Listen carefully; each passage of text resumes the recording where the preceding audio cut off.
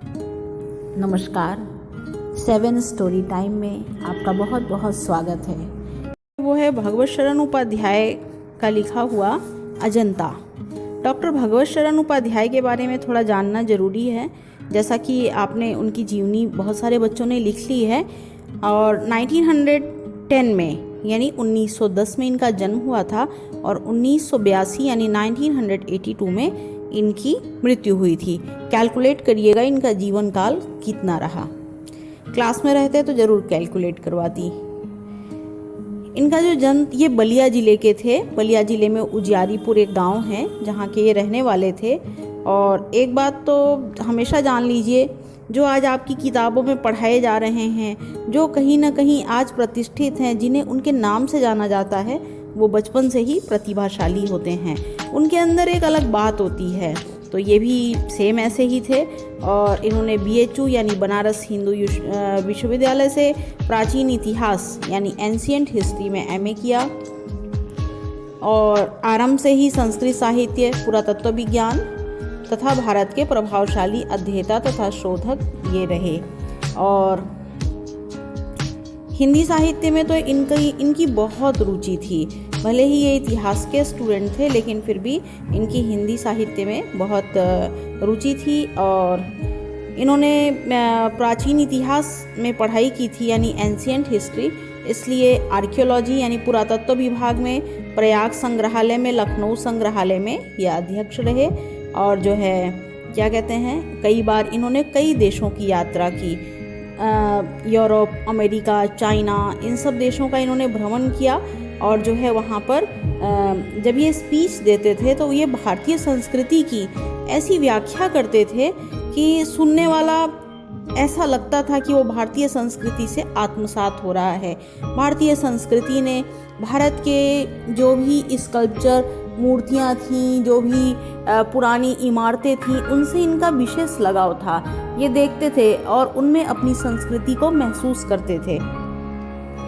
बहुत सारी रचनाएं इन्होंने लिखी हैं। ऐतिहासिक हैं कुछ, जैसे खून के छींटे, इतिहास साक्षी है, इतिहास के पन्नों पर, प्राचीन भारत का इतिहास, ऐसे। और पुरातत्व से संबंधित इन्होंने मंदिर और भवन, भारतीय मूर्ति कला की कहानी, भारतीय चित्रकला की कहानी, कालिदास का भारत, ऐसे लिखा है। यात्रा व्रत भी लिखा है, संस्मरण और रेखा चित्र भी लिखा है।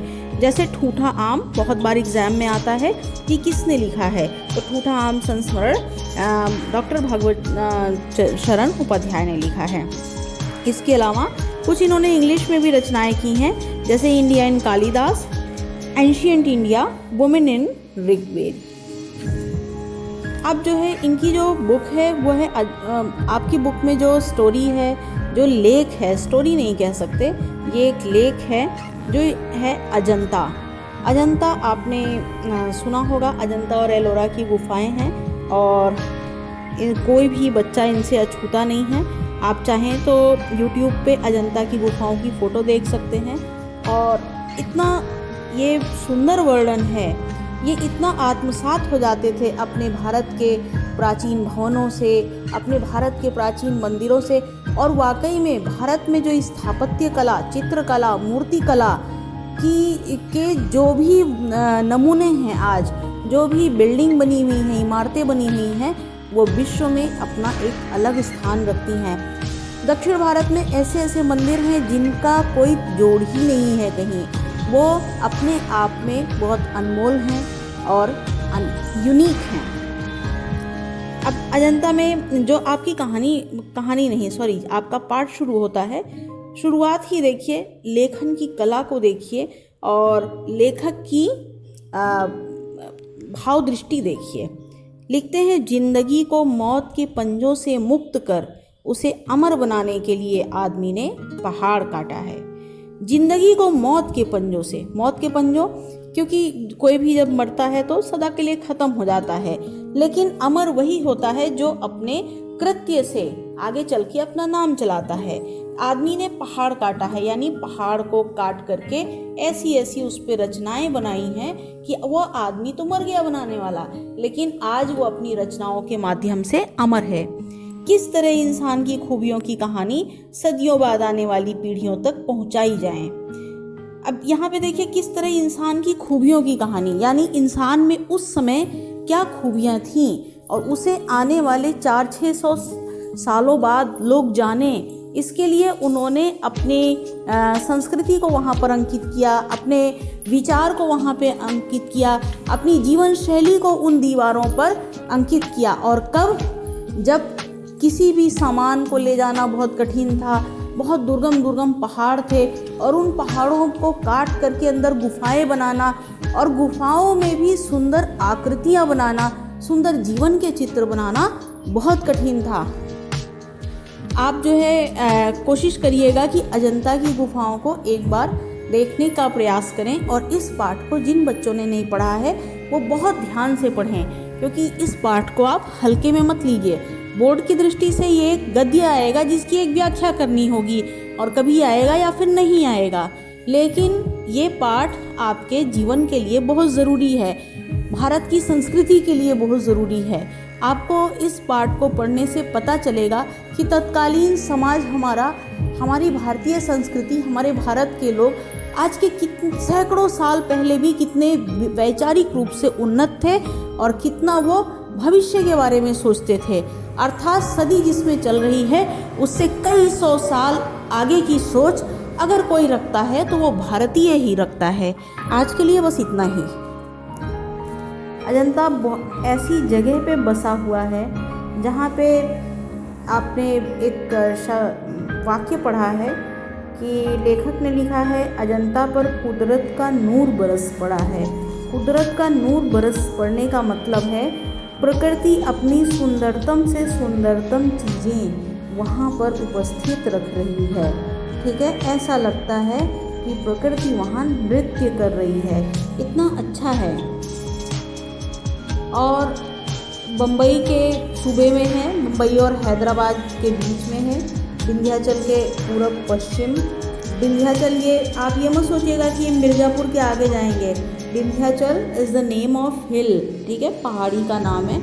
ऐसी ये पर्वतमालाएं दूर दूर तक गई हैं और पूरा यहाँ से लेके पूरा साउथ तक चली गई हैं और जिन्हें जो है हम कॉमन रूप से सह्याद्री बोलते हैं। आपने एसएसटी में पढ़ा होगा सह्याद्री। अजंता के जो मंदिर हैं, गुहा मंदिर मतलब केव्स वाले मंदिर, उसी पहाड़ी जंजीर को सनाथ करते हैं। एक वर्ड है अनाथ, एक वर्ड है सनाथ। अनाथ जिसका कोई नहीं है और सनाथ जिसके सब हैं, माता पिता हैं। तो पहाड़ियों को सनाथ कैसे कर सकते हैं?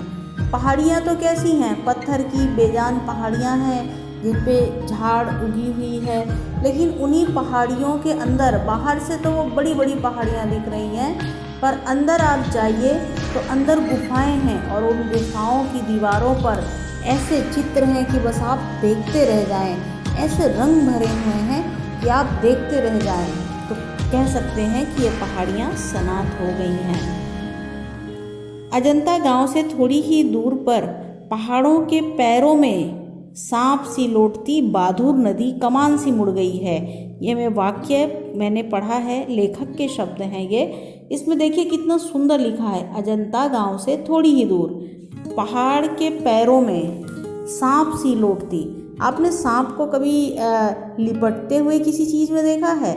जैसे सांप जब लिपटता है तो कैसा कर्व बन जाता है, कैसा क्वायल सा हो जाता है, ठीक वैसे ही पहाड़ियों के पैरों में लौटते हुए का मतलब है नदी पहाड़ी से एकदम सट सट के चल रही है। और कमान बोलते हैं, धनुष देखा है ना, धनुष, तो कमान मतलब जो मुड़ा हुआ सा, यानी लौटती हुई पहाड़ के उठाव और गिराव के हिसाब से नदी एकदम सटकर बिल्कुल मुड़ती तुड़ती सी एकदम नागिन जैसी चल रही है। और वहाँ पे पर्वत का सिलसिला एकाएक अर्धचंद्राकार हो गया है और बहुत ही सुंदर है। और बोलते हैं कि कितने सारे लोगों ने मिलकर खोद कर पहाड़ों को भवनों महलों से भर दिया, अंदर इतने बड़े बड़े महल बना दिए कि जो सोचा भी नहीं जा सकता था।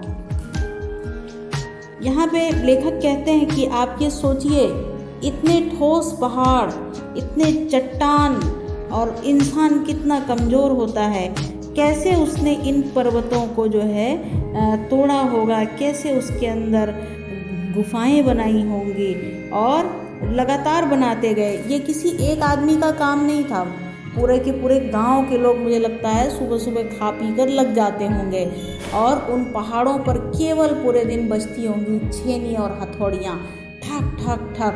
कहीं घिसाई का काम, कहीं मूर्तियों को आकार देने का काम, कहीं गुफाओं को रचने का काम।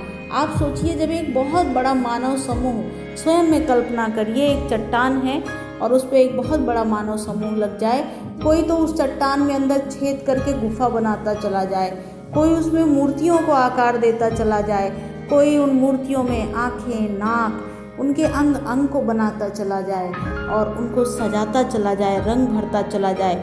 कितना बड़ा कम्युनिटी वर्क है।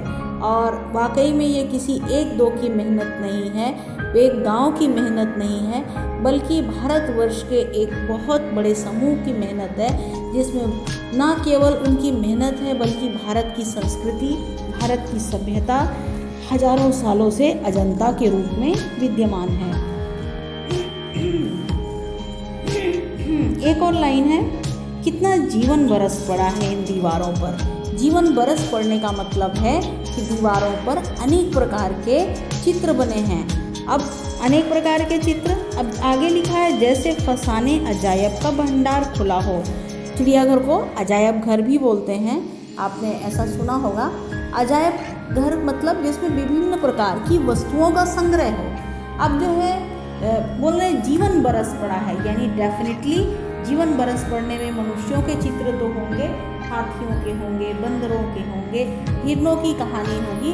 पूरी पूरी गुफाओं की दीवारों पर ऐसे चित्र उकेरे गए हैं, एक स्टोरी पूरी बना दी गई है। आप देखते होंगे सीक्वल स्टोरी।